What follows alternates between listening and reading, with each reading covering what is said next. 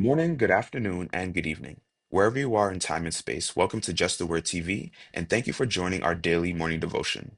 This channel is built on one mission to help you hear what God actually said, not tradition, just the Word. So, we've been continuing with the new series, Prayer and Worship, Maintaining Alignment.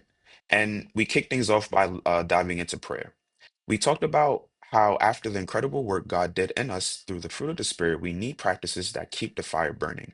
We said that prayer and worship are the twin disciplines, the daily maintenance that keep our hearts aligned with His.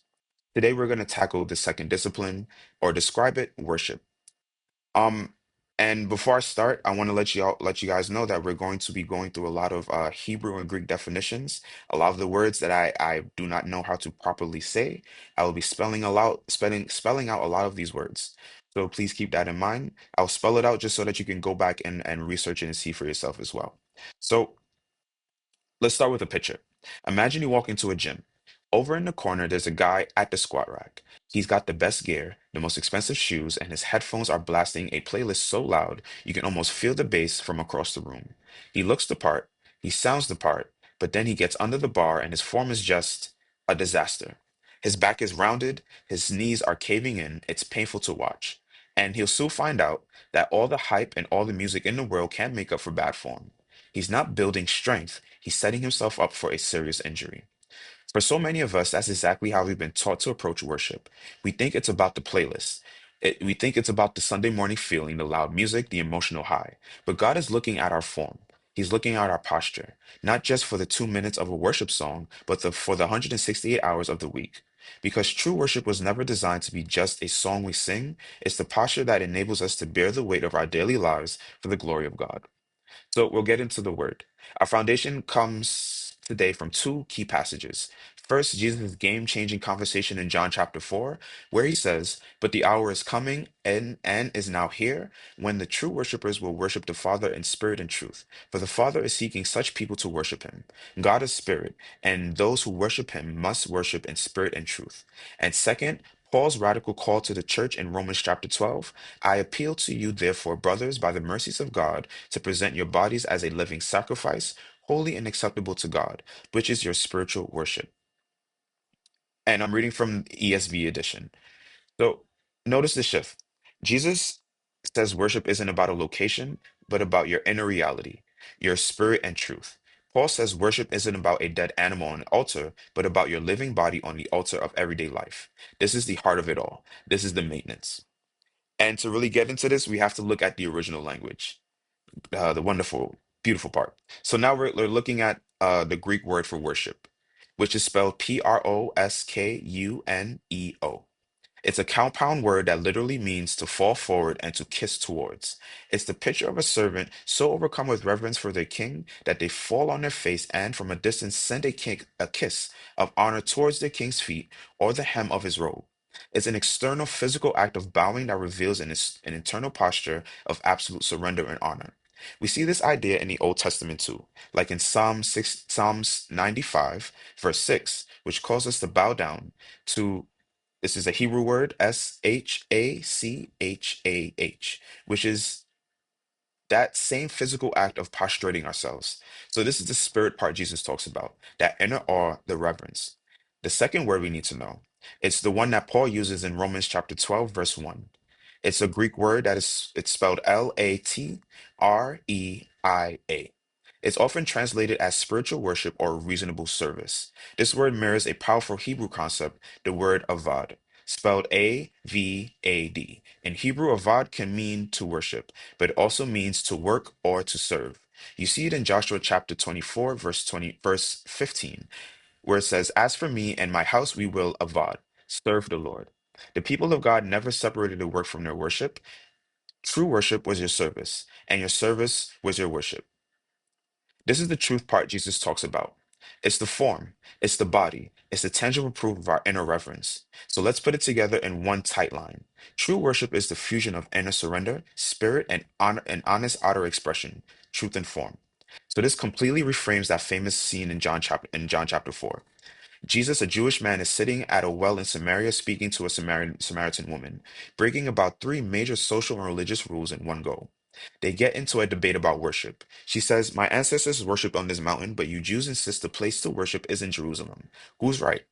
It's a question about real estate, about location, about the stage for worship. And Jesus' answer is stunning. He essentially says, "You're asking the wrong question. You're arguing about the where, but God is changing the how and the who." He moves the conversation from a physical place to a spiritual posture. He's saying, "Access granted. A time is coming and is now here when my death and resurrection will tear the temple veil. The location will no longer be a building because God's spirit will reside in the believer." Worship moves off the stage and into your life. The temple becomes your body. This is exactly what Paul picks up in Romans chapter 12. He says, "Because of this incredible mercy that God has made you his temple, here's your response. Offer your bodies. Not just your songs, not just your Sunday mornings, your bodies. The vessel that goes to work, that sits in traffic, that does the laundry, that interacts with your family, that's your service, your work, your worship." Let's bring our gym metaphor back for a second. In a good gym, there's two things that help you with your form: mirrors and coaches. Mirrors show you what you're actually doing, not what you feel like you're doing. The Word of God is our mirror, and a coach comes alongside you, points out your weaknesses, and gives you a plan to get stronger. The Holy Spirit is our personal coach. So God isn't just looking at our Sunday set list. He's the mirror and coach looking at our weekday body language. He's looking at the form we use when we write that passive aggressive email. He's watching our posture behind the wheel when someone cuts us off. He's observing our form when we interact with a stressed out cashier, or when we have to change the 10th diaper of the day, or when we're staring at a spreadsheet that's melting our brain. Is it our posture in those moments? One of reverence? Is our service, our avad, an act of worship? Or is our form breaking down under the weight of real life? This is the alignment we're seeking. A life where we sing on a Sunday, where what we sing on a Sunday is proven by what we serve, but proven by how we serve on Monday. So how do we make this practical today? I want to leave you with a few reflection questions and one concrete action. First question: when I hear the word worship, do I primarily picture a song or a lifestyle? Two, can you name one ordinary task you have to do today? Maybe it's doing the dishes, filling out a form, or sitting through a meeting that you can intentionally reframe and offer to God as an act of worship, as an act of service worship. Three, where might my outward posture, my actions, my words, my attitudes be contradicting my inner claim of reverence for God? And now, a simple concrete action. I want to invite you to take 1 minute today for this is the Hebrew word that we used before, SHACHAH moment, right? 60 seconds. Sometime today, find a quiet spot and physically get on your knees or even bow down low to the ground. As a matter of fact, just sit in a quiet place or just sit quietly. In that posture of humility, I want you to just whisper, "You are God, and I'm yours." Feel the rightness of that posture. Then pull out your phone or a piece of paper and schedule one tangible act of service you would do for someone else this week that proves the truth of that statement. Maybe it's taking a meal to a neighbor, or volunteering for a task no one wants at work, or patiently listening to a friend without offering advice. Connect the posture of bowing with the practice of serving.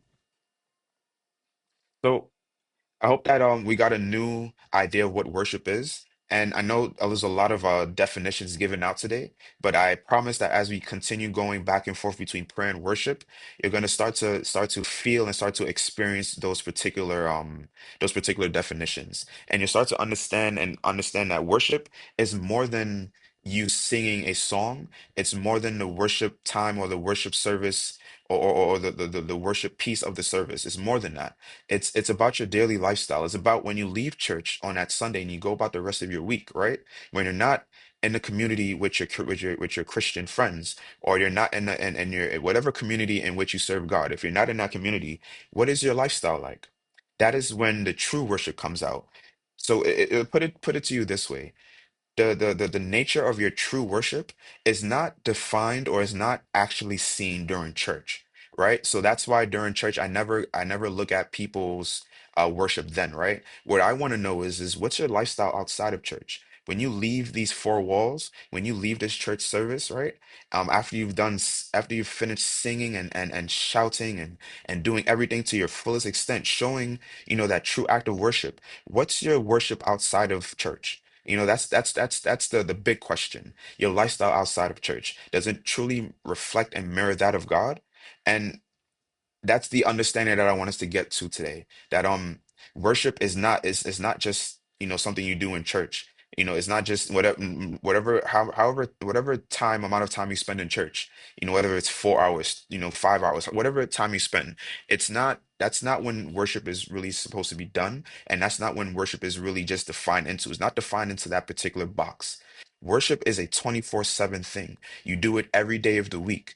You do it whether you're in church, you do it whether you're out of church, you do it when you're at work, you worship when you're in your car, you worship wherever you go. Your action, because of what you've been building on the inside, is basically an act of your worship, showing your reverence to God. So I hope this changed our perspective and our understanding of what worship is.